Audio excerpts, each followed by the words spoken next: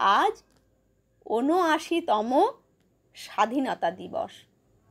প্রতিদিনই ওঠে নতুন সূর্য, প্রতিদিনই আসে ভোর, কিন্তু আজকের দিনটা একটু অন্যরকম। নতুন একটা সূর্যের আগমনে নতুন একটা দিনের সূচনা হয়, তবে আর ৫টা দিনের মতো আজকের দিন নয়। আজকের দিনের চমৎকারিত্ব অন্য দিনের মতো নয়। আকাশের বাতাসে ধ্বনিত হচ্ছে বন্দে মাতরম কলধ্বনি। গ্রামগঞ্জ শহর নগরের পথে ধ্বনিত হচ্ছে বীর শহীদদের জয়ধ্বনি। আজ সমস্ত স্কুলে পালিত হচ্ছে ১৫ই আগস্ট স্বাধীনতা দিবস। আমাদের ফ্ল্যাটে আমরা যেখানে থাকি সেখানে আমাদের কিছুজন সদস্যরা একসাথে আমরা ছাদে গিয়ে সকালেই আমাদের প্রথম কাজ হলো একদম রেডি হয়ে ছাদে গিয়ে পতাকা উত্তোলন করা। তো আমরা সবাই সেই জন্য ছাদে আমরা উপস্থিত হয়েছি, হয়ে পতাকা উত্তোলন করেছি। এবার সবাই মিলে ফুল নিয়ে বন্দে মাতরম ধ্বনি উচ্চারণ করে পতাকার নিচে আমরা এইভাবে অঞ্জলি দিই। তারপরে আমাদের মিষ্টি খাওয়া হয়। তারপরে নিজেদের মতো করে নিজেরা প্রত্যেক বছরই সবাই একসাথে ফটো তুলে থাকি। যে বয়োজ্যেষ্ঠ উনি পতাকাটা উত্তোলন করেন। আমরা এইভাবে সকলে একসাথে বীর সেনা বা বীর বিপ্লবীদের আমরা শ্রদ্ধা জানাই। তারপরে সকলে মিলে মিষ্টি খাওয়া হয়। তো ১৫ই আগস্ট ২৬শে জানুয়ারি দিনটা আমরা এইভাবেই পালিত করে থাকি।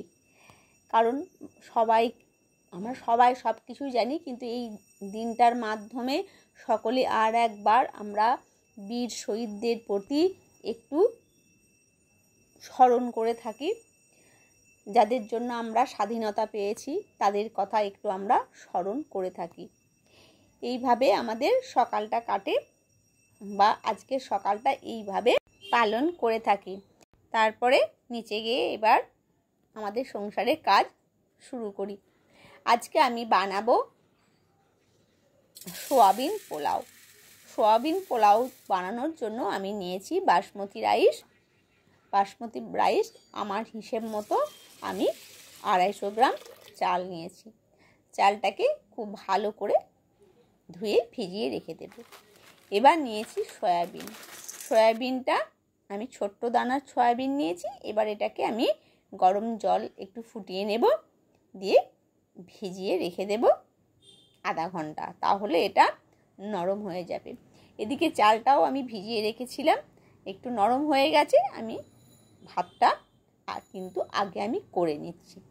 এবার ভাতটা যাতে বেশ একটু গন্ধ হয়, গন্ধটা খুব সুন্দর বেরোবে, তার জন্য তেজপাতা, লবঙ্গ আর এলাচ দিয়ে ভাতটা আমি বানিয়ে নিলাম একদম ঝরঝরে করে।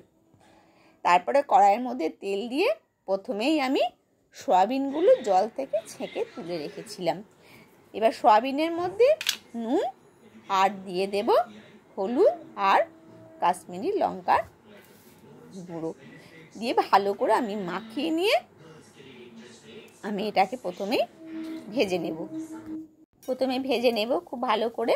তাহলে যে একটা সয়াবিনের কাঁচা গন্ধ থাকে সেই গন্ধটা আর থাকবে না। তারপর আমি 4 পিস আলু নিয়েছি, সেই আলুটাকে একটু আমি ভেজে নেব। আলুটাকে একটু ভালো করে ভেজে নিলে পরে খেতেও ভালো লাগবে। সয়াবিনের সাথে আমি একটু আলুও দিচ্ছি, আপনারা দিতেও পারেন না দিতেও পারেন।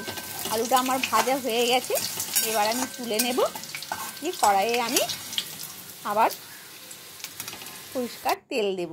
আলু আর সয়াবিন ভাজতে গিয়ে তেলটা একদম হলুদের লঙ্কাতে পুরো গুঁড়ো হয়ে গেছে বলে আমি তেলটা নতুন করে পাল্টে আবার ফোড়ন দিয়ে দিলাম তেজপাতা, এলাচ আর লবঙ্গ। এবার দিয়ে দিচ্ছি সরু করে কেটে রাখা পেঁয়াজটা একটু ভালো করে আমি ভেজে নেব। এইভাবে আমি পেঁয়াজটাকেও ভেজে নিচ্ছি। ভালো করে ভেজে নেওয়ার পরে আমি এবার দিয়ে দেব এতে আদা বাটা রসুন বাটা একে একে আমি এতে দিয়ে দেব। তাহলে পেঁয়াজটা মোটামুটি আমার ভাজা হয়ে গেছে। এবার এই পেস্টগুলো দিয়ে খুব ভালো করে ভাজতে থাকবো, তাহলে এর কাঁচা গন্ধটা চলে যাবে। সেই জন্য আদা আর রসুনটা আমি প্রথমেই দিয়ে দিলাম। এটা থেঁতে করেও দেওয়া যায়, কিন্তু আমি একটু ভালো করে পেস্ট করে নিয়েছি। এবার খুব ভালো করে পেঁয়াজের সাথে আমি ভেজে নেব। তাহলে রসুন আর পেঁয়াজের সাথে আদাটাও খুব ভালো করে আমি ভেজে নিচ্ছি। তো ভালো করে মোটামুটি আমার ভাজা হয়ে গেছে। এবার একদম সরু সরু করে কেটে রেখেছি টমেটোটাকেও এবার দিয়ে দেব। এটাকেও আমি কিন্তু ভালো করে ভাজবো, একদম একটা সুন্দর মশলা বানাবো, যেটা সয়াবিনটা আমি এর মধ্যে কষিয়ে নেব। সেই জন্য একে একে এই উপকরণগুলো দিয়ে আমি খুব ভালো করে ভেজে নিচ্ছি। সুন্দর করে একদম আমি ভেজে নেব, যাতে টমেটোটাও একবারে গলে যায়। তো প্রথমে আমি একটু নুন দিয়ে দেব, তাহলে কি হবে, টমেটোটা আর পেঁয়াজটা ভেজে যাবে। আর দিয়ে দেব লাল লঙ্কা, ঝাল লঙ্কাটা দিচ্ছি, একটু ঝাল ঝাল হবে। আর দিচ্ছি হলুদ। ব্যাস এইভাবে আমি মশলাটাকে টমেটো পেঁয়াজ রসুন আর আদা এর সাথে একসাথে আমি মিশিয়ে নিচ্ছি। বন্ধুরা, সয়াবিন পোলাও খুব সুন্দর খেতে হয়, আর একদম বানানো কোনো ঝামেলা নেই। আর ঘরে আমাদের মোটামুটি এই সরঞ্জামগুলো থাকে। আর বাসমতি চাল যে ব্যবহার করতেই হবে তার কোনো মানে নেই। ডেলি আমরা যেটা রাইস ব্যবহার করি ওই রাইসটা দিয়েও হবে। আর আমরা তো সয়াবিনের তরকারি বানাই, তার সাথে যদি একটু ভাত নর্মাল যেটা আমরা রাইস খাই সেটা দিয়ে মেশালেই কিন্তু সুন্দর একটা সয়াবিন পোলাও হয়েই যাবে। আমার যখন মশলাটা কষা হয়ে যাবে তখন এবার আমি দিয়ে দেব ফেটিয়ে রাখা টক দই দিয়ে আমি খুব ভালো করে এই তরকারিটাকে আবার কষিয়ে নেব। তো এটা একটু টক হবে, ভীষণ সুন্দর খেতে হয় এটা। মোটামুটি আমার তরকারিটা কষাও হয়ে গেছে। এবার আমি সেদ্ধ করে রাখা আলুটা দিয়ে দেব। সেই আলুটাও একটু নাড়াচাড়া করে নেব। ব্যাস হয়ে গেছে। এবার আমি নুন পরিমাণ মতো, হলুদ সব কিন্তু একদম পরিমাণ মতো দিয়ে দিলেই কিন্তু হয়ে যাবে সয়াবিন রাইস। আপনারা একটু ইচ্ছে করলে মিষ্টিও দিতে পারেন, কারণ সেটা অপশনাল, কি অনেকে আজকাল মিষ্টি খায় না। আর লাস্টে দিয়ে দেবে একটু গরম মশলা।